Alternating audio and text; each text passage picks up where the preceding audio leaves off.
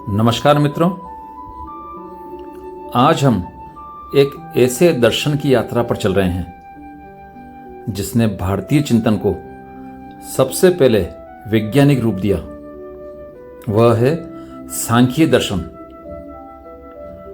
और इस यात्रा की शुरुआत होती है महर्षि कपिल से। कहते हैं कपिल कोई साधारण ऋषि नहीं थे। उन्होंने हजारों साल पहले यह साहस किया कि जीवन और सृष्टि को समझने के लिए ईश्वर की आवश्यकता नहीं है। न मंदिर, न मूर्ति, न मंत्र, सिर्फ विवेक, सिर्फ भेद बुद्धि। ओशो कहते हैं कपिल पहला वैज्ञानिक है। उसने घोषणा की कि सृष्टि का अपना ही गणित है। यह किसी देवता की सनक पर नहीं, बल्कि अपने स्वभाव पर चलती है। अब सवाल उठता है, कपिल ने कब यह सूत्र दिया? विद्वान कहते हैं कपिल का समय ईसा से लगभग 700 से 1000 वर्ष पूर्व रहा होगा। महाभारत में भी कपिल का उल्लेख है और गीता में भी कृष्ण अर्जुन से कहते हैं सांख्य और योग दोनों मार्ग एक ही मुक्ति की ओर ले जाते हैं। इसका अर्थ है कि कपिल का दर्शन गीता से भी प्राचीन था। कपिल के विचार पीढ़ी दर पीढ़ी मौखिक परंपरा में चलते रहे। फिर आया एक महत्वपूर्ण क्षण जब इन विचारों को सूत्रों में बांधा गया। इस ग्रंथ का नाम था सांख्य सूत्र। परंतु आज उपलब्ध रूप में जो सबसे प्रमाणिक ग्रंथ हमारे पास है वह है ईश्वर कृष्ण की सांख्य कारिका। लगभग 4वीं शताब्दी ईस्वी में ईश्वर कृष्ण ने 72 श्लोकों में इस दर्शन को संक्षेप और व्यवस्थित कर दिया। यही ग्रंथ चीन, तिब्बत और एशिया के अन्य देशों में पहुंचा और वहां भी अध्ययन किया गया। ओशो कहते हैं ईश्वर कृष्ण ने सांख्य को इतना स्पष्ट कर दिया कि जैसे किसी ने अंधेरे में जलती हुई दीपक रख दी हो। सत्य तो वही था जो कपिल ने देखा था, लेकिन कारिका ने उसे सबकी आंखों के सामने प्रकट कर दिया। बाद में वाचस्पति मिश्र जैसे आचार्यों ने इस पर टीकाएं लिखी। तत्व कौमुदी, सांख्य तत्व कौमुदी, जिन्होंने इसे और गहराई से समझाया। परंतु मूल स्वर वही रहा, द्वैत। एक और पुरुष, शुद्ध आत्मा, साक्षी, गवाह। दूसरी ओर प्रकृति, त्रिगुणात्मक ऊर्जा जो सृष्टि रचती है। और मोक्ष का अर्थ यही है कि पुरुष और प्रकृति के बीच का भेद, बोध घट जाए। ओशो फिर याद दिलाते हैं मोक्ष कोई भविष्य की घटना नहीं है, यह यही और अभी है। बस इतना देख लेना कि तुम केवल साक्षी हो, प्रकृति तुम्हारी नहीं है। यह देखना ही कपिल का सांख्य है। अब तक हमने जाना कि सांख्य दर्शन का बीज महर्षि कपिल ने बोया ईसा से लगभग 1000 वर्ष पूर्व। उस बीज को ईश्वर कृष्ण ने कारिका में विकसित किया और बाद के आचार्यों ने उसमें और गहराई दी। लेकिन मूल संदेश वही है, यह संसार प्रकृति का खेल है और आत्मा केवल गवाह है। यही है कपिल का सांख्य और यही है ओशो की व्याख्या में उसका जीवंत रूप। सांख्य दर्शन का नाम सुनते ही एक बहुत प्राचीन स्वर हमारे भीतर गूंजने लगता है, क्योंकि यह वही दर्शन है जिसने भारतीय चिंतन को सबसे पहली बार एक व्यवस्थित रूप दिया। महर्षि कपिल ने कहा कि इस संसार को समझने के लिए हमें गिनती, विवेचना और सटीक तर्क का सहारा लेना होगा। यही कारण है कि इसे सांख्य कहा गया, यानी संख्या, विवेचना। ओशो कहते हैं, सांख्य दर्शन एक अद्भुत प्रयोग है। यह दर्शन नहीं बल्कि शुद्ध विज्ञान है। कपिल ने सबसे पहले यह घोषणा की कि जीवन दो तत्वों पर टिका है, पुरुष और प्रकृति। यह उतना ही वैज्ञानिक है जितना आज का फिजिक्स या बायोलॉजी। सांख्य का अर्थ केवल गणना नहीं है, यह जीवन की गिनती करना है, अस्तित्व के घटकों को पहचानना है। महर्षि कपिल ने कहा कि इस ब्रह्मांड में जो कुछ भी है उसे दो भागों में बांटा जा सकता है।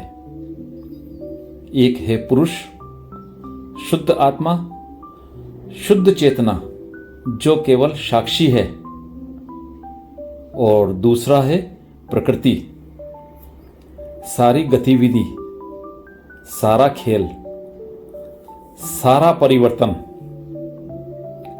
ओशो समझाते हैं, कपिल ने जीवन को इतनी गहराई से देखा कि उसे किसी परमात्मा की जरूरत ही नहीं पड़ी। यह साहसिक घोषणा थी। उन्होंने कहा कि संसार ईश्वर ने नहीं बनाया बल्कि प्रकृति और पुरुष के मिलन से बना है, और यह मिलन भी असली नहीं है, केवल एक भ्रम है। पुरुष तो कभी छूता ही नहीं प्रकृति को, केवल देखता है, लेकिन देखने में ही उलझ जाता है। यहां एक बात समझनी जरूरी है। सांख्य दर्शन ने किसी धर्म, किसी संप्रदाय, किसी पूजा पद्धति की बात नहीं की, न स्वर्ग की, न नरक की। यह केवल एक सत्य की खोज है। मैं कौन हूं? क्या मैं यह शरीर हूं, यह मन हूं, या इसके परे भी कुछ हूं? ओशो कहते हैं, सांख्य दर्शन की खूबसूरती यह है कि उसने आत्मा और प्रकृति के बीच की दूरी को उजागर किया। तुम दुखी इसलिए हो क्योंकि तुमने स्वयं को प्रकृति के साथ मिला लिया है।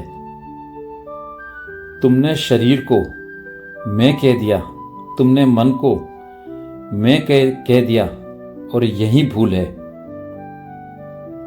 महर्षि कपिल ने अपने दर्शन में बताया कि प्रकृति के भीतर 3 गुण हैं, सत्व, रजस और तमस। ये तीनों मिलकर संसार की विविधता रचते हैं। जब सत्व प्रबल होता है तो शांति और प्रकाश का अनुभव होता है। जब रजस प्रबल होता है तो गति, इच्छा और क्रिया होती है, और जब तमस प्रबल होता है तो जड़ता, अज्ञान और नींद आती है। यही त्रिगुण प्रकृति सब कुछ चलाती है। लेकिन पुरुष, आत्मा, वह इन सबसे अलग है। वह न कभी जन्म लेता है, न कभी मरता है। वह केवल साक्षी है, गवाह है। ओशो के शब्दों में, यदि तुम अपने भीतर उतर सको तो पाओगे कि तुमने कभी कुछ किया ही नहीं। सारा किया हुआ प्रकृति कर रही है, तुम केवल देख रहे हो। यही देखना ही मोक्ष है। तो सांख्य दर्शन यही है, दुनिया प्रकृति का खेल है, आत्मा उसका दर्शक है। मुक्ति का अर्थ यह है यह पहचान लेना कि मैं दर्शक हूं, खिलाड़ी नहीं। सांख्य दर्शन कहता है कि यह पूरा जगत प्रकृति की गोद से जन्मा है। जब पुरुष और प्रकृति आमने सामने आते हैं तब खेल शुरू होता है। पुरुष केवल दर्शक है, लेकिन उसकी उपस्थिति से प्रकृति नृत्य करने लगती है। ओशो कहते हैं, पुरुष और प्रकृति का मिलन वैसा ही है जैसे अंधे और लंगड़े का मिलन। पुरुष देख सकता है लेकिन चल नहीं सकता। प्रकृति चल सकती है पर देख नहीं सकती। जब दोनों एक हो जाते हैं तो सृष्टि का विराट नाटक शुरू होता है। अब सवाल यह है कि प्रकृति यह सृष्टि कैसे रचती है। कपिल ने इसे अत्यंत वैज्ञानिक ढंग से बताया। उन्होंने कहा कि प्रकृति 3 गुणों से बनी है, सत्व, रजस और तमस। जब इन तीनों में संतुलन होता है तब प्रकृति सुप्त रहती है। जैसे कोई बीज मिट्टी में पड़ा हो, लेकिन जैसे ही संतुलन टूटता है विकास की यात्रा आरंभ हो जाती है। प्रकृति से सबसे पहले जन्म लेता है महत्व तत्व, जिसे हम बुद्धि कह सकते हैं। यही विवेक की पहली झलक है। फिर महत्व तत्व से उत्पन्न होता है अहंकार, मैं हूं की भावना। अहंकार से आगे 3 धाराएं निकलती हैं, मन और 5 ज्ञानेंद्रियां, श्रवण, स्पर्श, दृष्टि, रसना और घ्राण। 5 कर्मेंद्रियां, वाणी, हाथ, पैर, पर्जनेन्द्रिय, उत्सर्जनेन्द्रिय। 5 तन्मात्राएं, शब्द, स्पर्श, रूप, रस और गंध।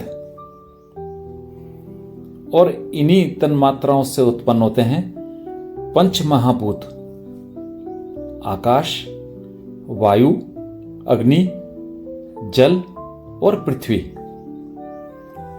इस प्रकार सांख्य दर्शन कहता है कि पूरे ब्रह्मांड की उत्पत्ति 24 तत्वों से होती है। ओशो इसे बहुत सुंदर ढंग से समझाते हैं। कपिल ने किसी सृष्टिकर्ता की कल्पना नहीं की। उन्होंने कहा कि यह सब विकास का विज्ञान है। जैसे बीज से वृक्ष निकलता है, वैसे ही प्रकृति से यह पूरा संसार निकलता है। इसमें कोई भगवान ऊपर बैठकर डोर नहीं हिला रहा। यह सब अपनी आंतरिक व्यवस्था से चल रहा है। ओशो एक और जगह कहते हैं, सांख्य दर्शन का आश्चर्य यह है कि उसने डार्विन से हजारों साल पहले विकासवाद का सिद्धांत खोज लिया था। अंतर इतना है कि डार्विन ने केवल शरीर का विकास देखा और कपिल ने चेतना और मन का भी। यहां एक और बात ध्यान देने योग्य है।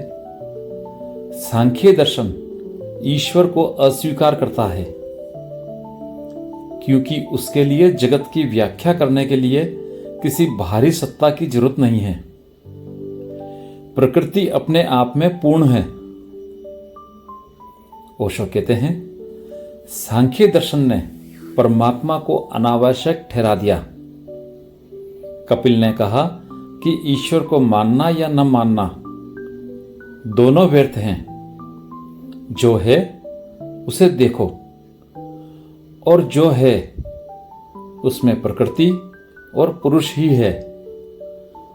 तो इस प्रकार सृष्टि की व्याख्या कपिल ने की और ओशो ने बार बार कहा कि यह व्याख्या अत्यंत वैज्ञानिक है। अब सोचिए, जब आत्मा पुरुष केवल साक्षी है और सारा खेल प्रकृति का है, तब हमारे दुख का कारण क्या है? दुख का कारण यह है कि आत्मा स्वयं को प्रकृति के साथ मिला लेती है। जैसे किसी सिनेमा हॉल में बैठा व्यक्ति पर्दे पर चलते चित्रों को देखकर रोने हंसने लगे, वह भूल जाता है कि वह केवल दर्शक है। ओशो कहते हैं, तुम्हारा सारा दुख इसी भ्रम का परिणाम है। तुम शरीर को मैं मानते हो, मन को मैं मानते हो, अहंकार को मैं मानते हो और इसलिए तुम बंधन में हो। यदि तुम देख सको कि यह सब प्रकृति का खेल है और तुम केवल साक्षी हो, तो वही मुक्ति है। एक बार की बात है, एक आदमी नदी किनारे बैठा था। वह पानी में अपना चेहरा देख रहा था। लहरें थी, हलचल थी। कभी उसका चेहरा टूटा फूटा दिखाई देता, कभी धुंधला। तभी एक संत वहां से गुजरे और मुस्कुराते हुए बोले, तूने कभी सोचा है कि तेरा चेहरा पानी में क्यों बिगड़ जाता है? पानी का चेहरा नहीं बिगड़ता, तेरा चेहरा नहीं बिगड़ता, केवल प्रतिबिंब बिगड़ जाता है। यह कहानी सांख्य दर्शन के पूरे रहस्य को खोल देती है। पुरुष आत्मा शुद्ध चेतना है, वह कभी नहीं बदलती। बदलता है केवल प्रतिबिंब यानी प्रकृति। दुख तब पैदा होता है जब हम प्रतिबिंब को ही असली मान लेते हैं। ओशो कहते हैं, मनुष्य की सबसे बड़ी भूल यही है कि उसने आईने को ही खुद मान लिया। आत्मा आईने में झलक रही है, लेकिन तुम आईने के साथ पहचान बना बैठे। यही बंधन है। सांख्य दर्शन कहता है कि मोक्ष का अर्थ है पुरुष और प्रकृति का भेद बोध, यानी यह जान लेना कि मैं केवल साक्षी हूं। यह सारा खेल प्रकृति का है। जब यह पहचान घट जाती है तो ना कोई बंधन रहता है, ना कोई दुख। ओशो एक जगह कहते हैं, मोक्ष कोई जगह नहीं है, यह कोई स्वर्ग नहीं है। मोक्ष तो केवल एक समझ है कि मैं प्रकृति नहीं हूं। बस इतना जानते ही बंधन टूट जाता है। जैसे अंधेरे में तुमने रस्सी को सांप समझ लिया और जैसे ही प्रकाश हुआ भ्रम मिट गया। महर्षि कपिल का यह संदेश जितना सरल है उतना ही गहरा भी है, क्योंकि यह किसी पूजा, किसी मंत्र, किसी ईश्वर विश्वास पर नहीं टिका। यह शुद्ध विवेक पर टिका है। ओशो कहते हैं, सांख्य इतना नास्तिक है कि उसमें कोई प्रार्थना भी नहीं है, कोई भगवान नहीं है, कोई मंदिर नहीं है।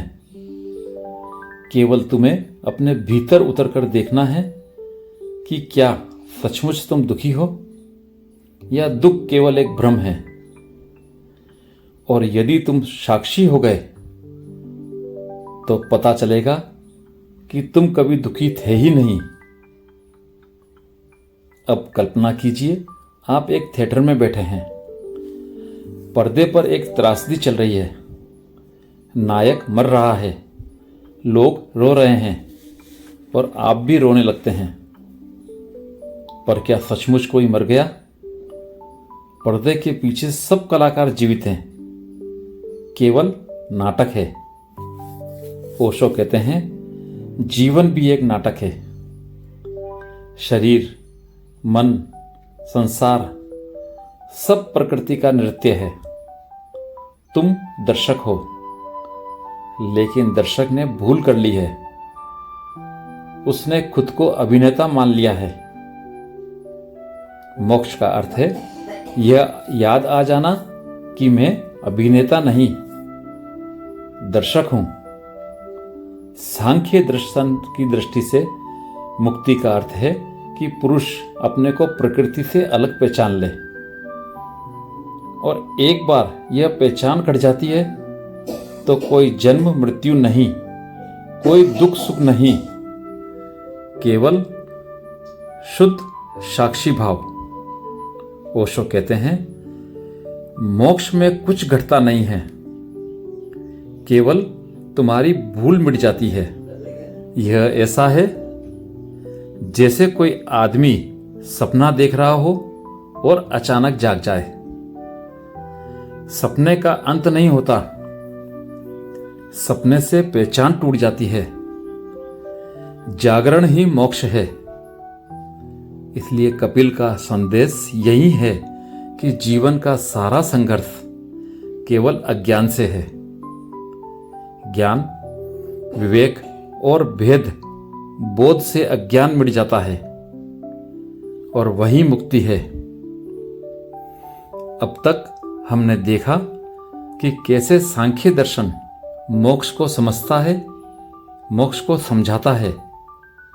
न किसी ईश्वर की आवश्यकता, न किसी पूजा की, केवल यह जागरूकता है कि मैं पुरुष हूं और प्रकृति का सारा खेल मेरे बाहर है। ओशो ने इसे ध्यान की कला बना दिया। उन्होंने कहा कि यदि तुम हर पल केवल साक्षी बने रहो तो वही सांख्य का मोक्ष है। अब प्रश्न यही है कि क्या हम इस जीवन नाटक में दर्शक बनकर जी सकते हैं या फिर अभिनेता की तरह उलझे रहेंगे। यह पॉडकास्ट आपको कैसा लगा कमेंट करके बताएं। अच्छा लगे तो सब्सक्राइब करें, लाइक करें। धन्यवाद।